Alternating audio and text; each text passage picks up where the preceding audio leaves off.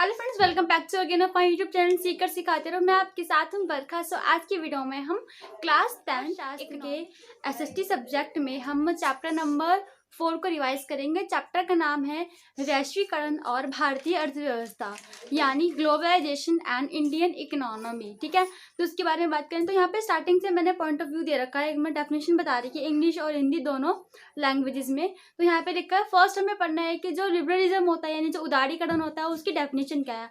अगर मेनली मैं ओवरव्यू की बात करूँ कि जो चैप्टर का ओवरव्यू है वो किस किस तरीके से डिवाइडेड है, तो उसमें सबसे पहले हमें पढ़ेंगे कि लिबरलिज्म क्या होता है और इंडियन इकोनॉमी क्या होती है, प्लस किससे रिलेटेड, मतलब जो अर्थव्यवस्था है जो इकोनॉमी से है किससे रिलेटेड है, वो जो वैश्वीकरण है यानी जो ग्लोबलाइजेशन है उससे हमें रिलेट करना है। ठीक है, ध्यान हम चैप्टर के बारे में, इस चैप्टर के अंदर हम पढ़ेंगे जो MNC होती है यानी जो मल्टीनेशनल कंपनियां होती हैं या फिर जो बहुराष्ट्रीय कंपनियां होती है उसका फंक्शन क्या है, वो किस तरीके से ट्रेड करती हैं, यानी इन्वेस्टमेंट कैसे करती हैं, फॉरेन ट्रेड कैसे करती हैं, विदेशी व्यापार कैसे करती हैं, वो सबके बारे में पढ़ेंगे डिटेलिंग के साथ। उसके साथ साथ ये जो वैश्वीकरण है उसके फैक्टर क्या हैं। ठीक है, मतलब जो वैश्वीकरण के कारक क्या है, यानी कारक मतलब यानी तत्व क्या है, इसको हम बोल सकते हैं कि what is factor of globalization. ठीक है, उसके साथ हम इसको रिलेट करेंगे। उसके बाद हम मुक्त व्यापार यानी जो फ्री ट्रेड है उसके बारे में भी हम इसको डिस्कस करेंगे। देन बहुत सारी चीज़ें हैं एग्जाम्पल के थ्रू, चाइना का एग्जाम्पल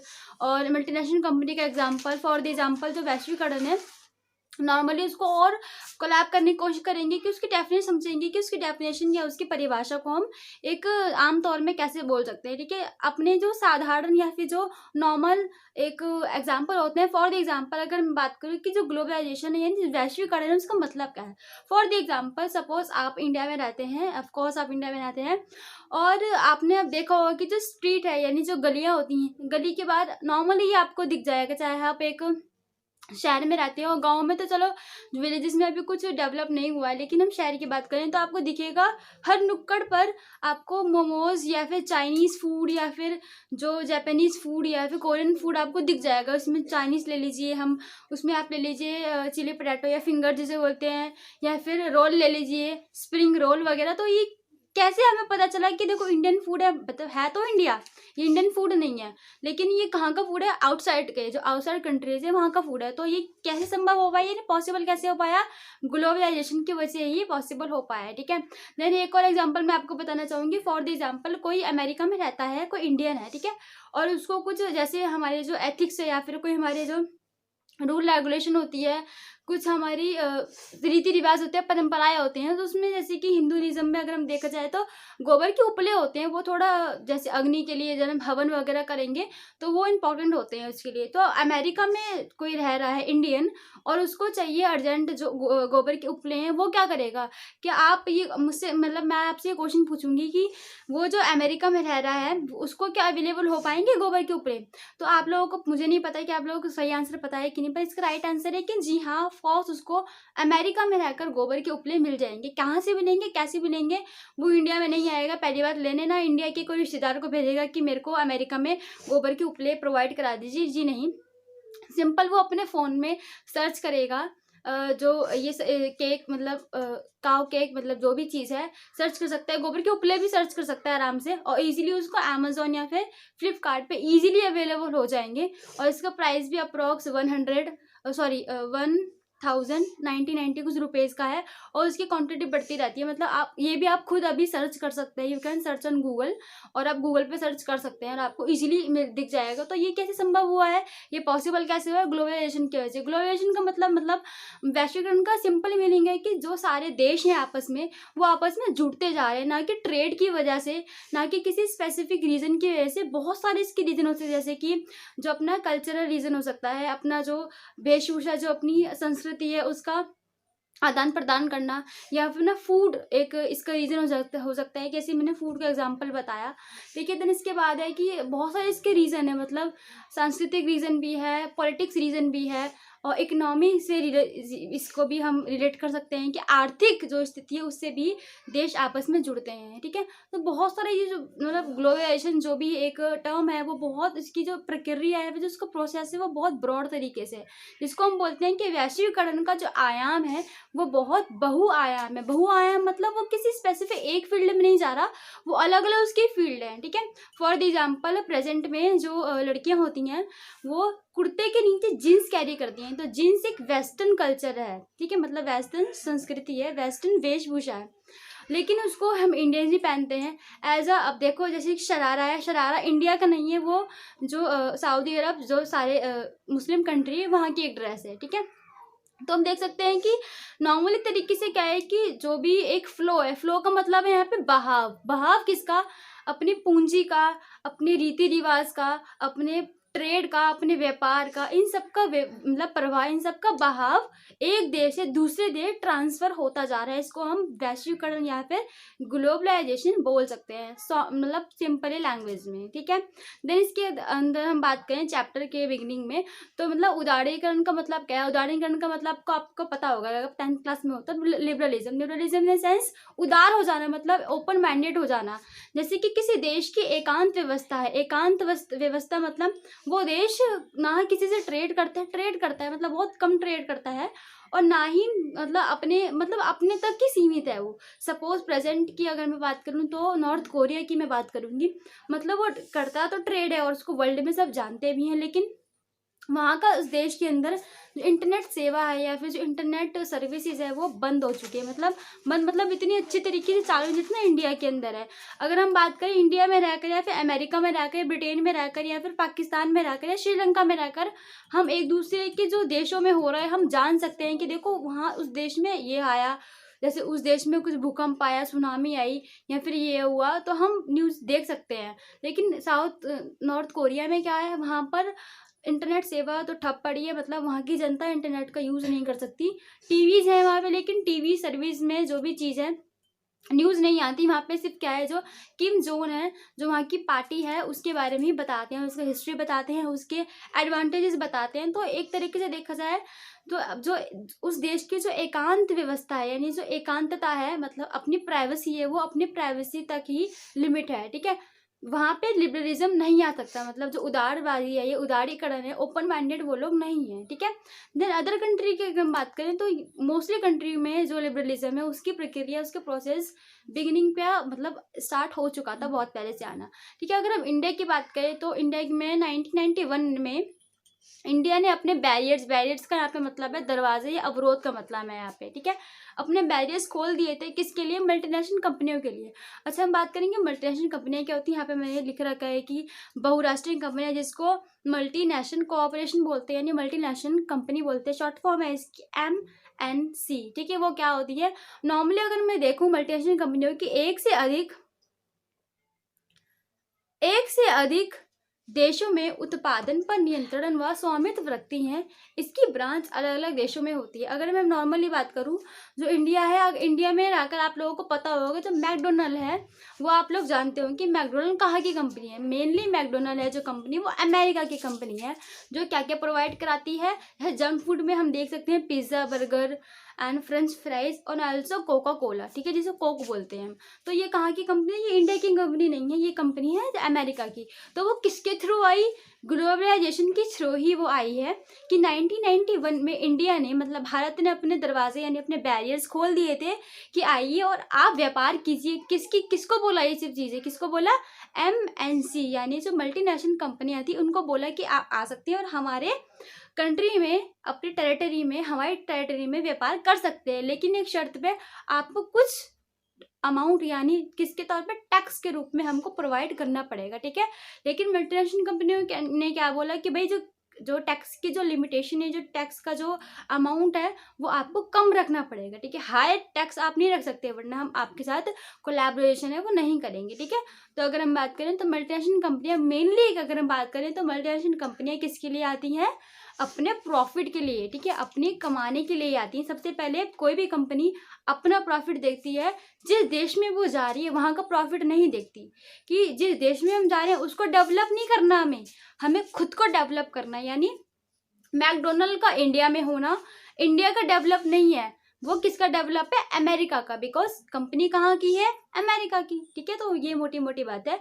और मैकडोनल्ड एक ऐसी कंपनी नॉर्मली जो उसकी बहुत सारे ब्रांचेस पूरे वर्ल्ड में अगर देखा जाए तो है, तो वो कंपनी अमेरिका के लिए। अब देखो उसका ही प्रॉफिट है, अमेरिका तक वो लिमिटेड नहीं है, वो अदर कंट्रीज भी अपने आउटसाइड भी ट्रेड कर रही है, ठीक है। मतलब वो ब्रांचेस लगाती है यहाँ पर, और इंडिया के अंदर एक ब्रांच नहीं, बहुत ब्रांच है मैकडोनल्ड की। तो ये देख सकते हैं कि एक जो मल्टीनेशनल कंपनी है वो खुद प्रॉफिट कमाने के लिए आती है अप्रॉक्स, ठीक है। उसकी अगर हम बात करें तो यहाँ पे लिखा है फॉरेन ट्रेड। फॉरेन ट्रेड की अगर हम बात करें तो सिंपल इसकी डेफिनेशन होती है कि जो विदेशी व्यापार होता है, एक देश दूसरे देशों के साथ अपना व्यापार स्टार्ट करता है, किस बिहाफ से, आयात व निर्यात यानी एक्सपोर्ट और इंपोर्ट के हिसाब से वो व्यापार करता है, तो उसको क्या बोलते हैं, फॉरेन ट्रेड या फिर विदेशी व्यापार, जिसको हम अंतर्राष्ट्रीय व्यापार भी बोलते हैं। गुड एंड सर्विसेज का एक दूसरे के साथ आदान प्रदान करना, ठीक है। नेक्स्ट की अगर हम बात करें तो यहाँ पे लिखा है, नेक्स्ट हमारा टॉपिक आता है निवेश क्या है, इन्वेस्टमेंट क्या है। तो इन्वेस्टमेंट का सही मीनिंग है कि भूमि, भवन या मशीन व अन्य उपकरणों को की खरीद में व्यय की गई मुद्रा को निवेश कहते हैं, यानी अपना कुछ अमाउंट वहाँ पे इन्वेस्ट करना अपने प्रॉफिट के लिए। सपोज अगर किसी कंपनी ने भारत के लिए इन्वेस्ट कम किया लेकिन उसको प्रॉफिट बहुत ज़्यादा हो रहा है, तो ऑफ कोर्स वो जो उसकी जो भी मंशा थी या फिर जो भी उसकी प्लानिंग थी वो ठीक हो जाएगी, मतलब उसने अपना प्रॉफिट कमाया। तो इन्वेस्टमेंट आप कम कीजिए। बहुत लोग ये सोचते हैं कि अगर हम ज़्यादा इन्वेस्टमेंट करेंगे तो ज़्यादा प्रॉफिट होगा, हाँ हो सकता है, लेकिन वो बात अलग है कि आप कहाँ पे इन्वेस्टमेंट कर रहे हैं, ठीक है। कुछ लोग होते हैं जैसे कि सपोज प्रेजेंट में अगर देखा जाए तो किसी ने एक ऐसे काम में इन्वेस्टमेंट कर दिया जो उसका काम ठप पड़ गया, और एक और वही बंदा है, उसने क्या इन्वेस्टमेंट करा, उसने अपने इन्वेस्टमेंट जो ग्रोसरीज होता है यानी जो थोक की दुकानें होती हैं, वो नॉर्मली जैसे नमक है, नमक सबको चाहिए और 12 मंथ सबको चाहिए, तो अगर कोई भी ग्रोसरी की शॉप खोलेगा तो वो अपना इन्वेस्टमेंट वहाँ करेगा, तो ऑफकोर्स उसको प्रॉफिट होगा और उसकी 12 मंथ वो जो उसकी दुकान है, जो उसकी शॉप है, वो चलेगी, ठीक है। तो हम ये देखते हैं कि इन्वेस्टमेंट कीजिए आप, लेकिन सही जगह पे और टर्म एंड कंडीशन को देख के कीजिए, ठीक है। तो उसके बाद हम नेक्स्ट पे आगे बढ़ते हैं। हमारा जो नेक्स्ट है वो है विदेशी निवेश। इन्वेस्टमेंट की अगर हमने बात करी थी निवेश की, अब यहाँ पर आते हैं विदेशी निवेश क्या है। बहुराष्ट्रीय कंपनियों द्वारा किए गए निवेश को विदेशी निवेश कहते हैं। जी हाँ, मोटिव यहाँ पे जो रोल होगा वो क्या होगा, बहुराष्ट्रीय कंपनियां यानी मल्टीनेशनल कॉरपोरेशन यानी MNC पे हमारा पूरा फोकस जाएगा। MSC नहीं होगी तो जो इन्वेस्टमेंट है कहाँ का, ट्रेड इन्वेस्टमेंट है, वो नहीं हो पाएगा, ठीक है। जो विदेशी निवेश है वो नहीं हो पाएगा, तो उसके किसके थ्रू होता है विदेशी इन्वेस्टमेंट, मल्टीनेशनल कंपनियों के थ्रू होता है। देन इसके बाद हमारा लास्ट में मिड हमारे एक टर्म आ जाता है यहाँ पे, अंतर बताने, किस में अंतर बताने, विदेशी व्यापार और विदेशी निवेश में हमें अंतर बताने, यानी जो फॉरेन ट्रेड और फॉरेन इन्वेस्टमेंट में हमें अंतर बताना है। फर्स्ट हमारे यहाँ पे ऑप्शन आता है वस्तुओं को खरीदना व बेचना। जो विदेशी व्यापार है यानी जो विदेशी व्यापार, जो इंटरनेशनल ट्रेड है, उसमें क्या होता है, नॉर्मली देखा जाए तो बाय एंड सेल होता है, मतलब हम वस्तुओं को खरीदते हैं और बेचते हैं, ठीक है। देन उसके बाद क्या है, आयात और निर्यात होता है। ये तो हम सबको पता है कि भाई जो ट्रेड है, इंटरनेशनल ट्रेड का मेन फंडा ये है कि आपको इंपोर्ट करना पड़ेगा और आपको एक्सपोर्ट करना पड़ेगा, ठीक है। वहीं पर फॉरेन इन्वेस्टमेंट में क्या होता है, अधिक लाभ कमाना। मेनली यहाँ पे बात होती है व्यापार तो ठीक है, लेकिन जो मल्टीनेशनल कंपनी है उसके थ्रू जो फॉरेन इन्वेस्टमेंट किया जाता है, किसके थ्रू, अधिक किसके, एक उसके टेरिटरी एजेंडा क्या होता है कि आपको अधिक लाभ कमाना है, मतलब टू मेक मोर प्रॉफिट, यानी आपको प्रॉफिट तो कमाना है लेकिन मोर प्रॉफिट मतलब ज़्यादा से ज़्यादा प्रॉफिट आपको कमाना है। देन सेकेंड इसमें आता है कि जो फॉरेन इन्वेस्टमेंट है वो किसके थ्रू होता है, जो MNC होती है बहुराष्ट्रीय कंपनी, उनके थ्रू ही होता है। देन इसके बाद थर्ड हमारा यहाँ पे पॉइंट आ जाता है विदेशी व्यापार का, कि आयात और निर्यात होता है, ठीक है। वहीं पर हमारा जो फॉरेन इन्वेस्टमेंट है यानी विदेशी निवेश का, उसका थर्ड पॉइंट आ जाता है विदेशी निवेश बराबर MSC बराबर पूंजी निवेशों में मनी। पूंजी का मतलब है यहाँ पे पैसों से रिलेटेड, यानी आपको सबसे एजेंडा क्या करना पड़ेगा, आपकी मेंटालिटी क्या है, आपकी टर्म एंड कंडीशन क्या है कि आपको पूंजी निवेश मनी, मतलब आपको ज़्यादा से ज़्यादा जनरेट क्या करना है, मनी जनरेट करना है, ठीक है।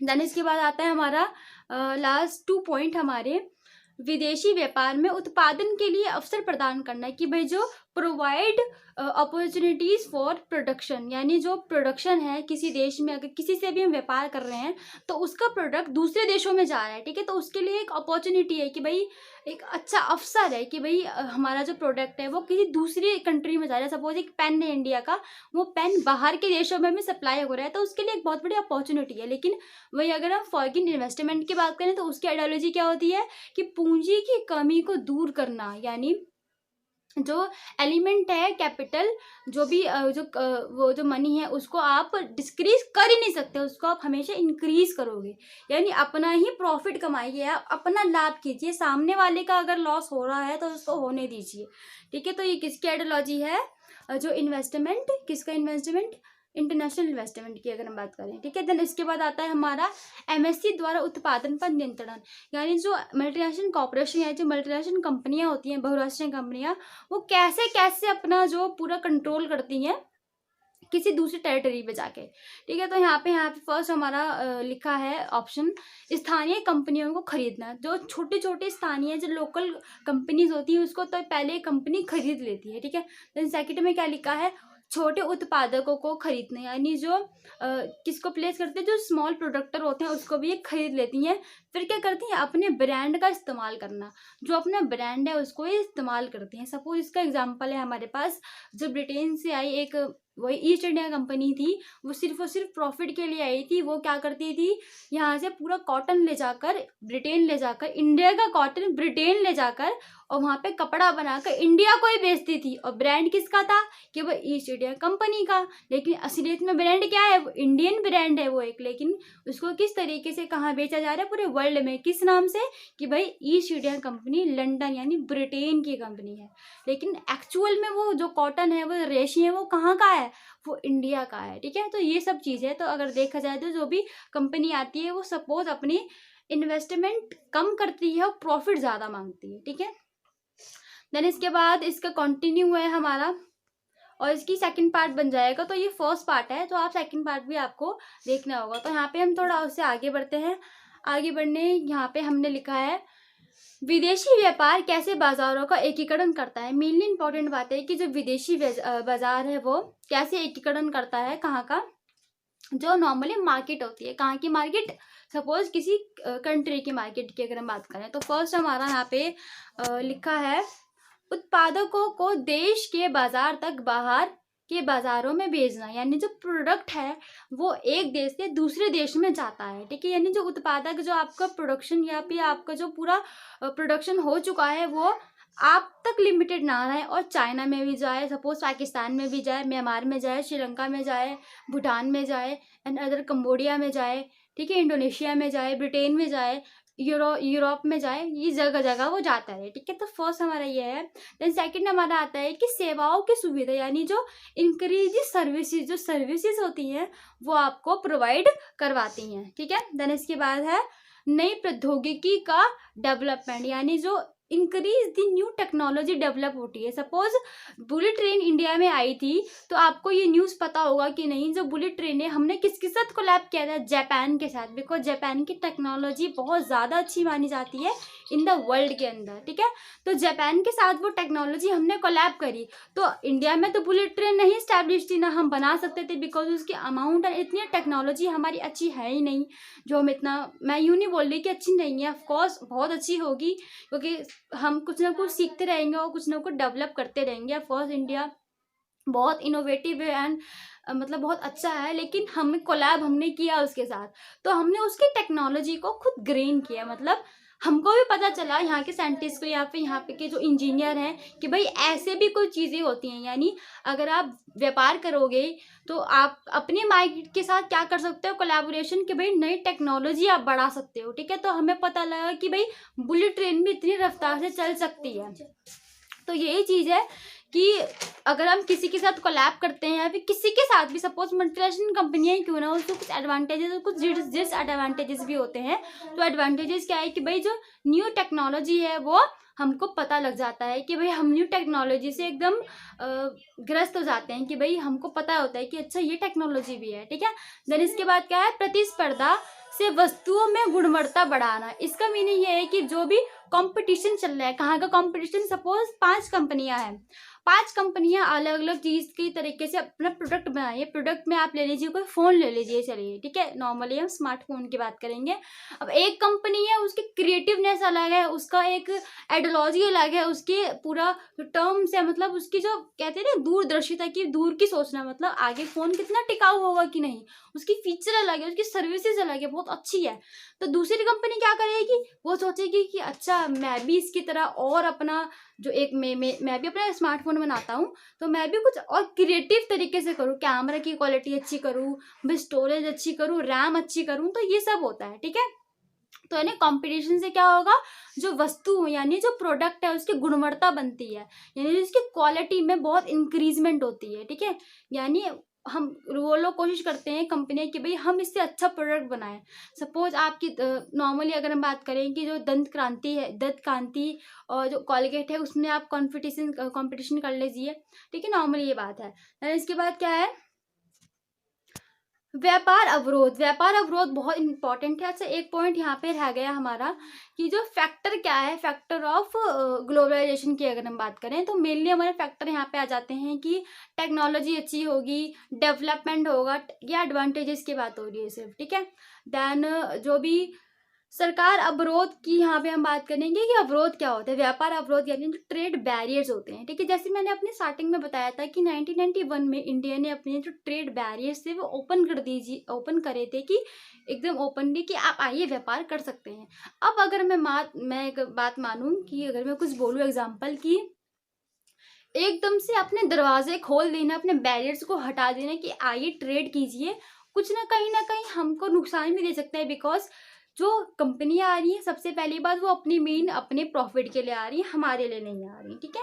तो यहाँ पे हमको कुछ वहाँ पे नुकसान या कुछ डिसएडवांटेजेस हमारा पॉइंट हो सकता है कि हमको ऐसे पूरे बैरियर्स नहीं खोलने कि आइए व्यापार कीजिए। आप बैरियर्स खोलिए, लेकिन आप उन बैरियर्स पे यानी जो आप ट्रेड सामने से जो लोग आ रहे हैं उन पे बोलिए कि टैक्स लगाइए, कि हमको फंडिंग दीजिए, आपको कुछ मतलब इंपोर्ट के लिए हमको कुछ अर्न होने चाहिए, तभी हम आपको आने देंगे अपने अंदर। तो इसका हिसाब वही है कि अब जो ट्रेड बैरियर्स है वो पूरी तरीके से खोलने के साथ साथ लोगों ने यानी देशों ने क्या करा, कंट्रीज ने क्या करा, आयात कर लगा दिया गया, ठीक है। आयात पे कर, इसको बोलते हैं आयात शुल्क, ठीक है। इस पे इंग्लिश में क्या बोलते हैं?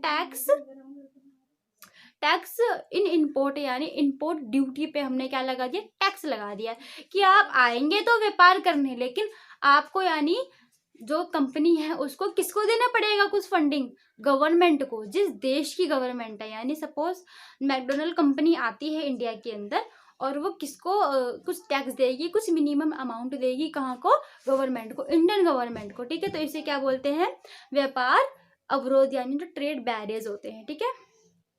देन इसकी अगर आगे बात करें हम तो यहाँ पे नेक्स्ट हमारा टॉपिक आता है एंड इन इंडिया के अंदर विदेशों पर अवरोध के कारण। अब जैसे मैंने कि स्टार्टिंग में बताया था 1991 के बाद हमने बैरियर्स को ओपन कर दिया। अब लेकिन अभी 1991 से पहले चलेंगे, ठीक है, कि 1991 से पहले हमने क्यों नहीं किया था ओपन। हम फ्रीडम तो मतलब कब हमें फ्रीडम मिलेगी थी? 1947 में। तो 50 में कर देना चाहिए थे, 55 में कर देना चाहिए था। हमने इतना लेट क्यों करा? तो उसके कुछ रीज़न है और कुछ रीज़न भी बहुत इफेक्टिव रीज़न है वो, ठीक है। उसकी रीज़न में फर्स्ट हमारा रीज़न आता है कि भाई विदेशी प्रतिस्पर्धा से देश में उत्पादन की रक्षा, यानी जो देश का प्रोडक्शन है, सपोज कि कॉटन हम अपने देश में पूरा प्रोडक्ट कर रहे हैं, पूरा उत्पादन कर रहे हैं, तो उत्पादन क्या है? कॉटन, ठीक है।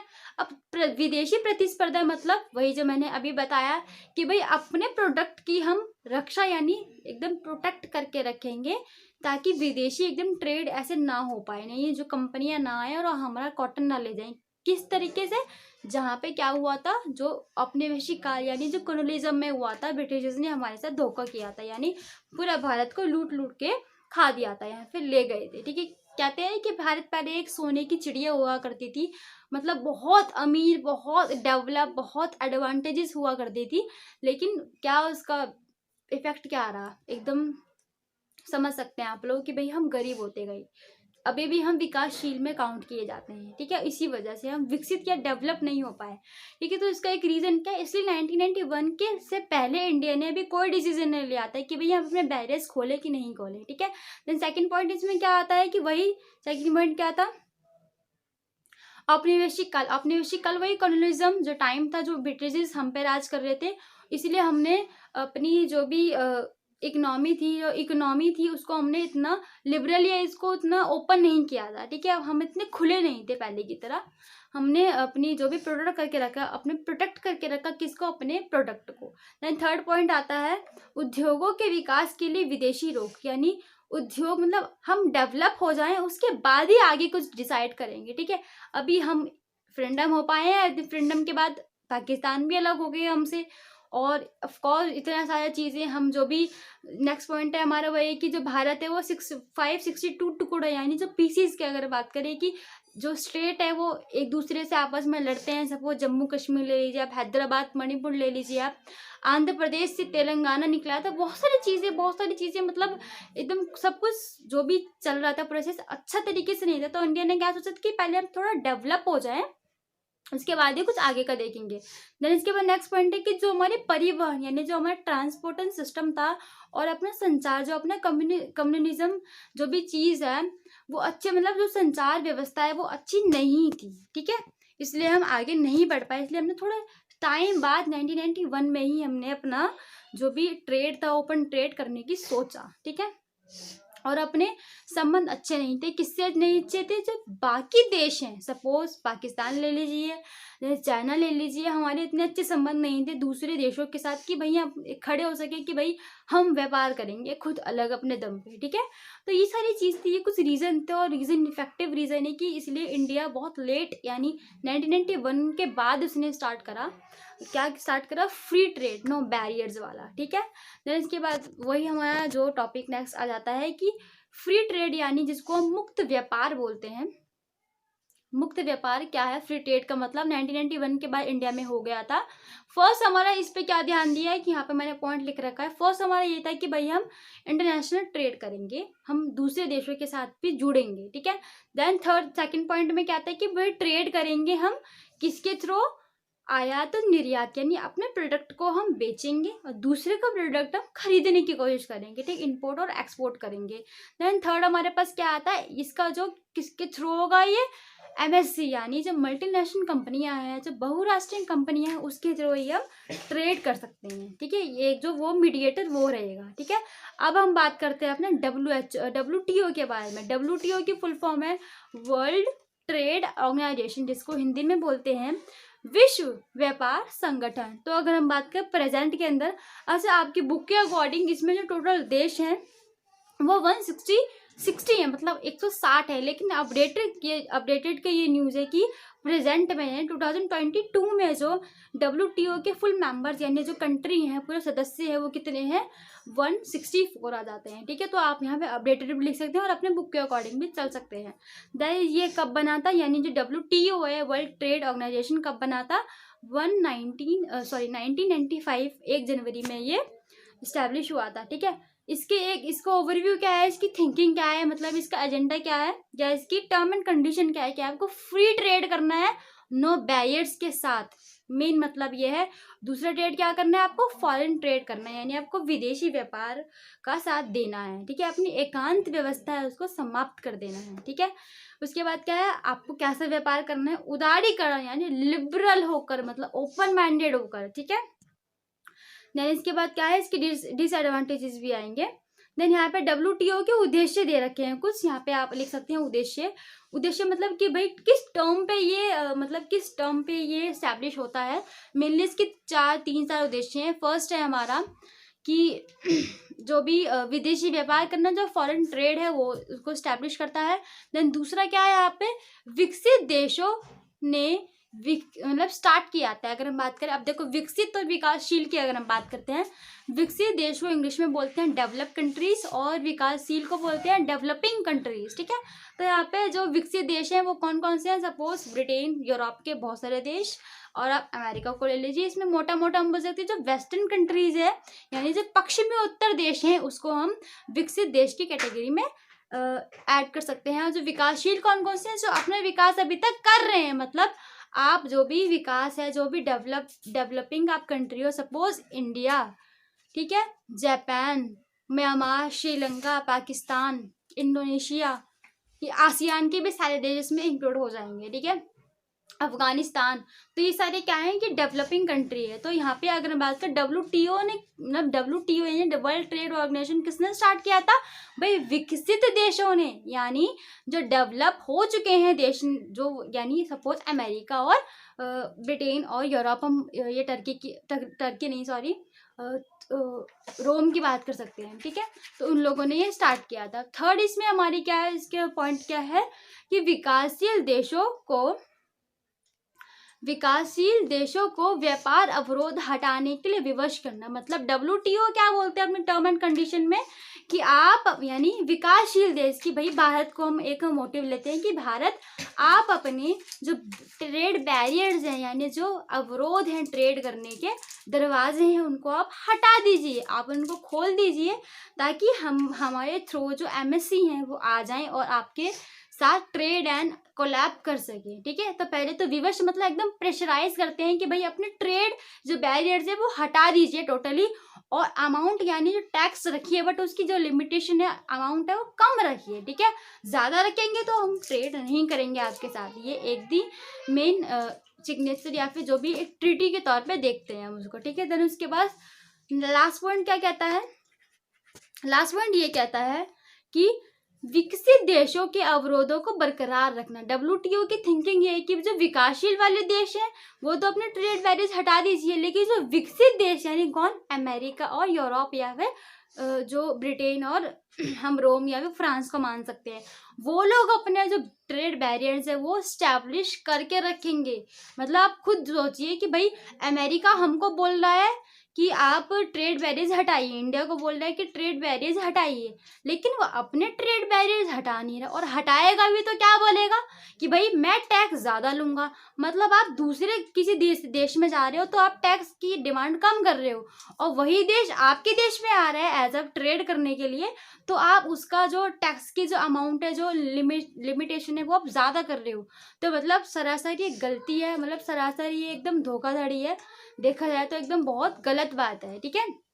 भेदभाव है यहाँ पे, जो भी चीज़ है वो आप आराम से देख सकते हैं। तो ये पूरा प्रोसेस है, पूरा फंडा है ट्रेड करने का, या फिर किसके थ्रू, जो MSC होती है, जो मल्टीनेशनल कॉर्पोरेशन होता है, जो बहुराष्ट्रीय कंपनियां है, इसके थ्रू, ठीक है। तो होप्स आपको वीडियो पसंद आई होगी। अगर हाँ तो वीडियो को लाइक करें, शेयर करें, देन चैनल को सब्सक्राइब, देन सपोर्ट करें। देन इसका सेकंड पार्ट मैं कोशिश करूँगी जल्दी से पोस्ट कर दूँ। अगर वीडियो अच्छी लगी हो तो वीडियो को लाइक करना है। Then thank you for watching, मिलते हैं नेक्स्ट वीडियो में।